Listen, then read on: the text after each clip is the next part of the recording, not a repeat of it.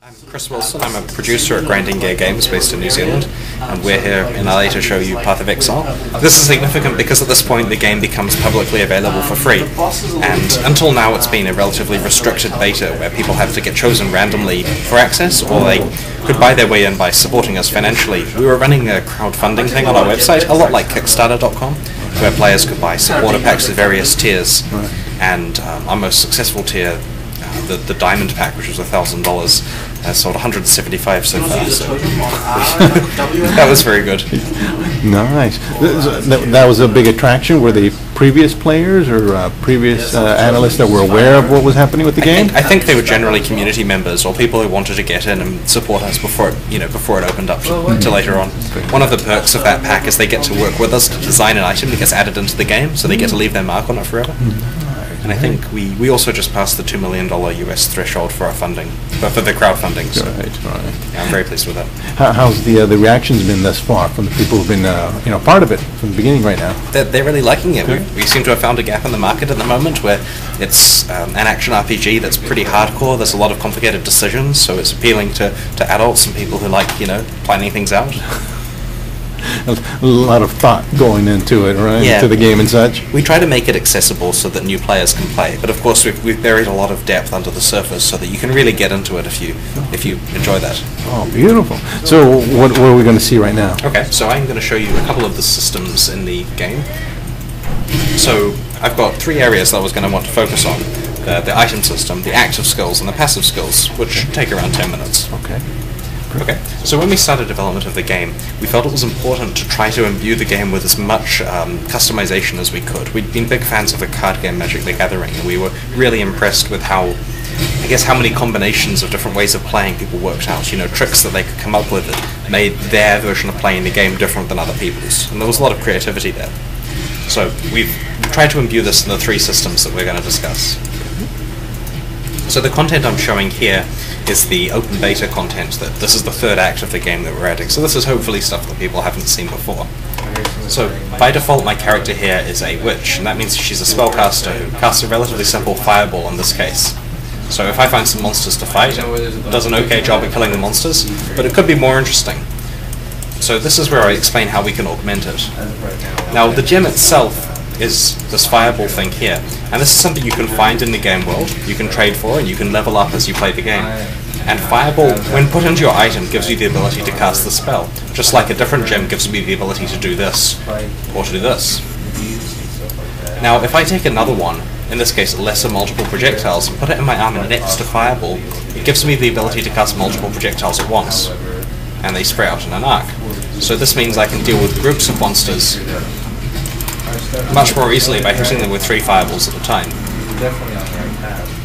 Now there are other combinations of things I can do here. For example, if I take out that one and put in Fork, what Fork does is it makes the fireballs split up into 2 when it hits a guy.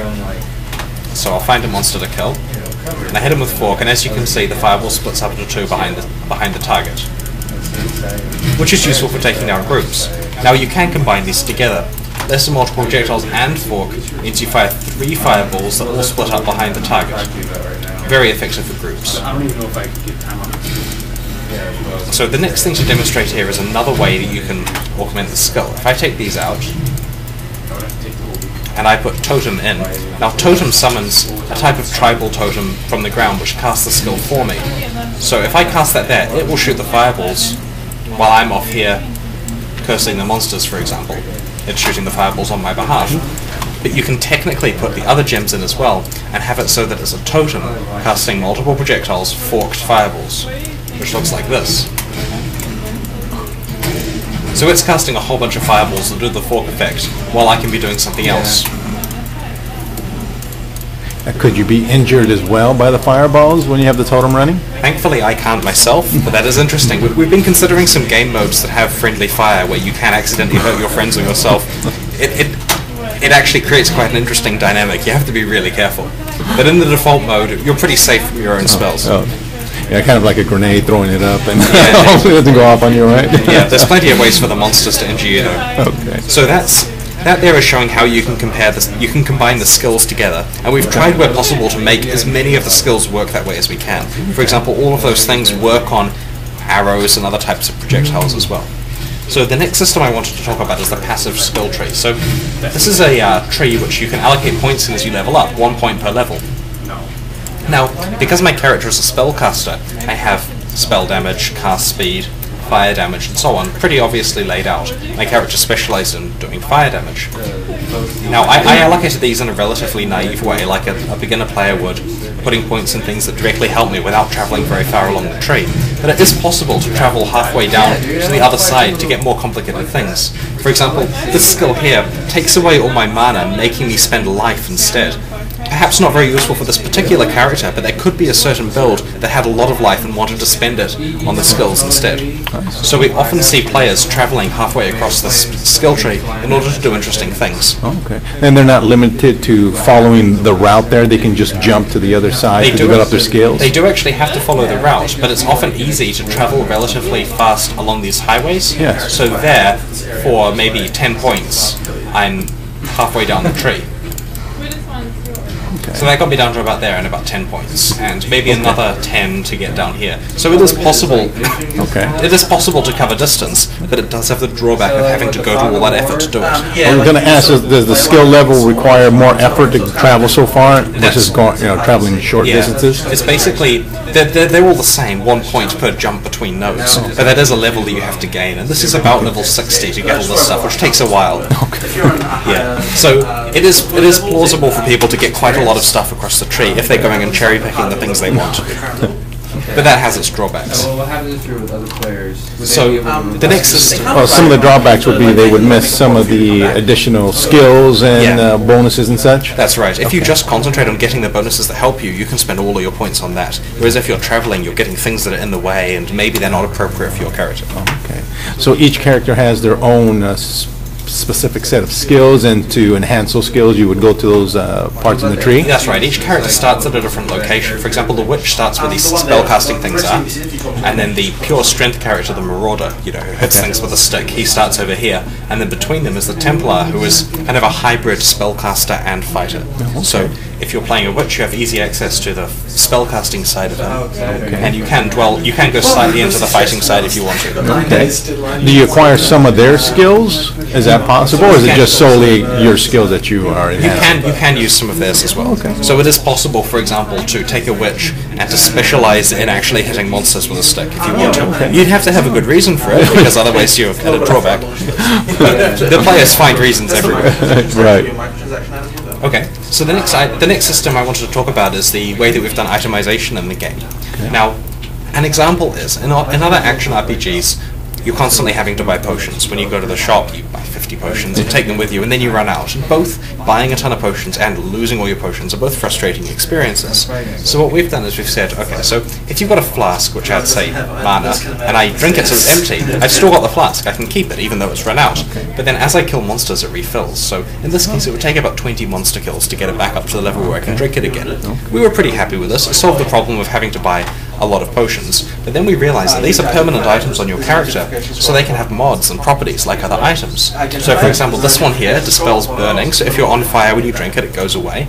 And this one here both gives you evasion and recharges slightly whenever you deal critical strikes. And it became apparent that these are now part of the character's build. If you're focusing on doing critical strikes, you want to have 5 flasks a lot like this. And players start to really specialize the flasks they're using around what they're trying to do. And this turned a system that we felt had 2 negatives into something that's a part of the character's identity, and players have to make choices about. And we're very pleased with that. So the next thing that we did was we removed gold as a currency. In most of these games, you're picking up gold coins and accumulating some number of them.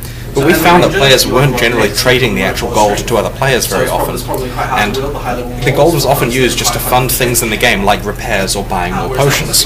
And we realized repairs are another mechanic that is generally negative, You're reminded, I need to go and repair my stuff for no good reason. So if gold is only being used to fund things that are annoying, why not remove the annoying things and have it so players are finding more meaningful stuff to trade? So we've made a barter system where you're finding things that allow you to modify the items that you have at the moment. So for example, this item here, the Orb of Alchemy, it upgrades a normal item to a rare item.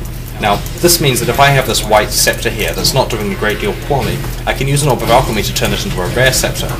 In this case, it increases the fire damage and cast speed, which would actually be pretty good for this character. Right. So whenever I find one of these, which might take place every hour or two, I have the ability to make a new item. And this means that there's this huge temptation to just spend it straight away. So we looked into the way that our players are using these, and we found there are three different ways that players are spending them.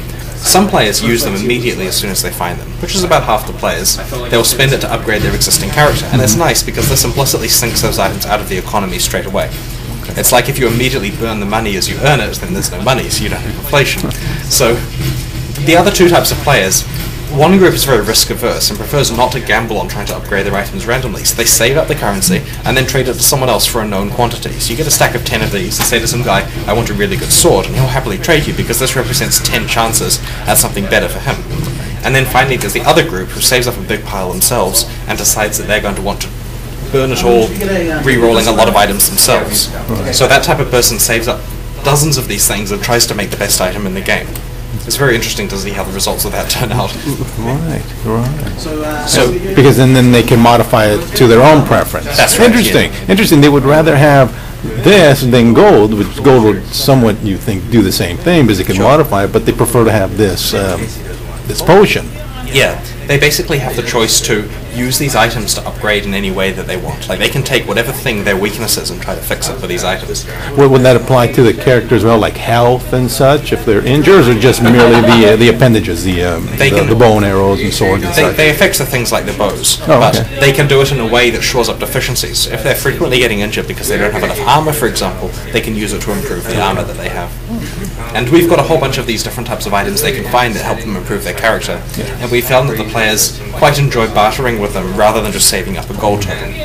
And then the other thing that works that's interesting is we have these maps that you can find, and they represent the ability to play an end game area. Like, for example, you finish most of the game content and you're playing right at the highest limits with your friends. You have the ability to take a map like this and to play it with them, and it's a one-use only thing, so it gives you access to, in this case, the crypt. And you can play it one time and you get good items from it, but you can actually use these other things to make it better. For example, if I make it into a rare item, now this is a crypt map that has 4 properties. Like, for example, the players are cursed with temporal chains, and the monsters get 2 frenzy charges every 30 seconds. All 4 of these things make the map harder.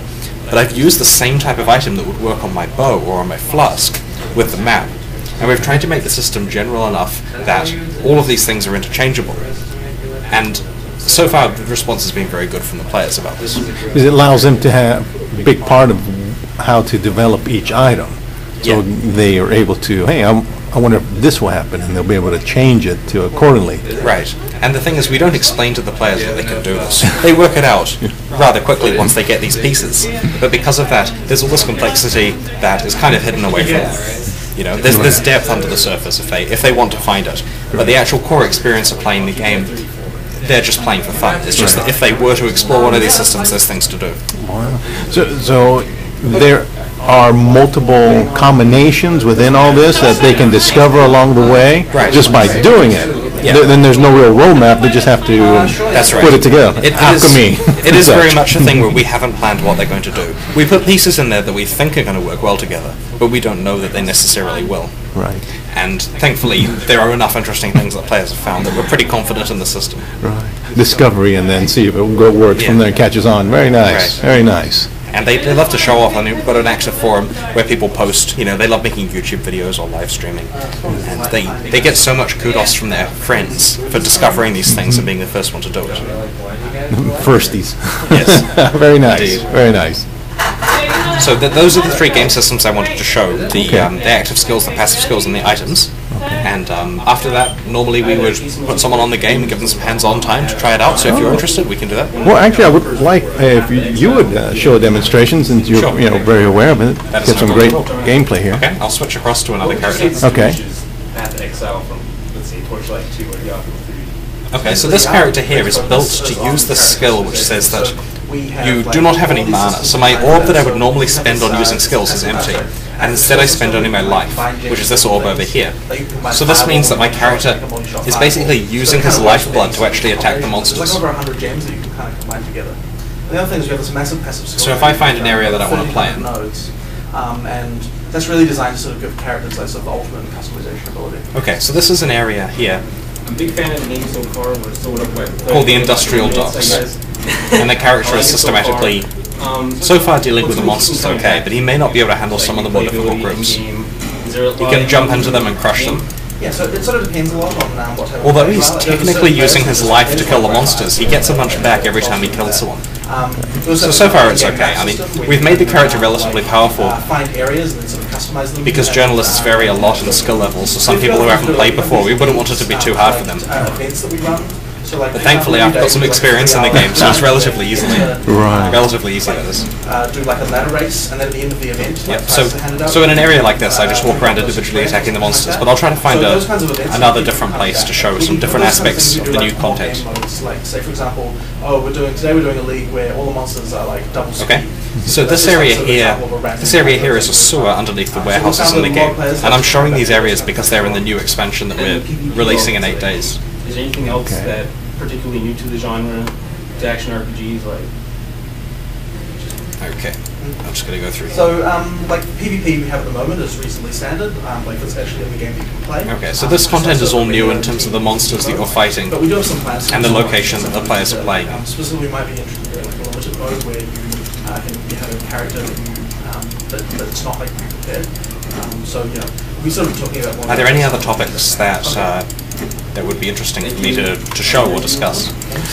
You know, anything that you think, anything that someone who's a novice, someone coming in new that would, find it engaging for them to continue on. You know, are there little tidbits here that they can discover along the way, or is it fairly upfront? You know, you play the game and develop the character. There are lots of things that are hidden in an area like this. I mean, for example, in these sewers there are some hidden treasures that players can find. By the time they get to this point in the game, they'll probably have a pretty good idea what's going on and hopefully be engaged with the character that they've been building. Oh, so at this point, you're pretty far in the game. Yeah, you're probably like 8 to 10 hours in by the time you're playing this new stuff that we've added. Okay, so by this point, like you mentioned, they would be able to find and know where to look for the hidden treasures and so on and so forth. Okay. Yes. Here's an example of me finding one of the items that I was saying people would find every hour or so earlier. So I'm quite lucky there. Yeah. Great. And the game also features the ability to play against other players. If you build a character that you think works really well against the monsters, you can give it a shot trying it out against other players. They'll probably beat you though because they're very good. Yes. So how many hours do you feel that you can develop a character that he's ready to engage with other players? I would say that it's probably a good idea to engage with other players after 4 or 5 hours. Earlier than that, the character might not be well enough defined that you have a clear idea what you're doing in those kind of fights. But it is possible to get enough character identity earlier on if you know what you're doing. We try to limit it so that the player versus player content isn't just high-level characters against high-level characters. We have lower tiers as well. Like, for example, level 28 characters can play in player versus player against each other. And this means that people don't have to put hundreds of hours into building them. Right.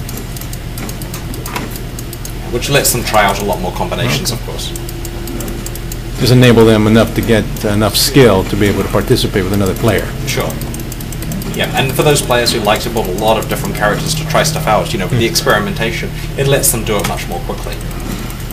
It also limits the amount of stuff they can use. If you can only use level 28 guys, you can't use some of the more advanced in-game concepts. Like that totem that I was using before that casts the spells for me, you wouldn't be able to use that. Okay. And that means that you have to do a lot more stuff yourself. Okay.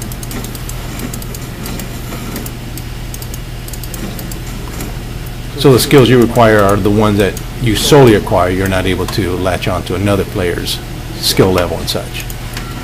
Sure. It's it's partly that we've drawn a line of what things we feel are too complicated for people to be using in those type of fights. And so we've said you can only use the simpler stuff. I mean, there is, of course, the no-holds-barred version of PvP where you can do whatever. So the other thing that's worth noting is that in the past we've been in the closed beta of the game, which means that at one point everything is going to be destroyed when we enter the open beta. Right. But now that we're entering the open beta next week, it means that this is the last character wipe ever. If anyone's been worried that they were going to lose all this stuff while they're playing, this isn't the case anymore. So we should be seeing a lot of people return to the game who identified that they like it, but we're waiting until that character wipe. Okay. Oh, perfect. So they'll be able to just continue on basically with all the hours that they put in and continue building their character. Right, after this point you're not going to be able to lose anything, because there's always the concern when you play one of these games that you start playing it and you have to go away for a couple of months, and when you come back it wipes the characters because it's still in development. Right. But we're pledging that after the release next week that this won't be happening anymore. Wow, okay. And tell us again where they'd be able to find the game and everything, the .com and such? Yeah, basically go to pathofexile.com or just type it into Google and then you'll be able to get the game. It's completely free and we're not charging for any kind of in-game advantage, just pretty things. Flowers and stuff. Well, basically, like for example, the national icon of New Zealand is the Kiwi bird, which is a flightless bird. Yes. So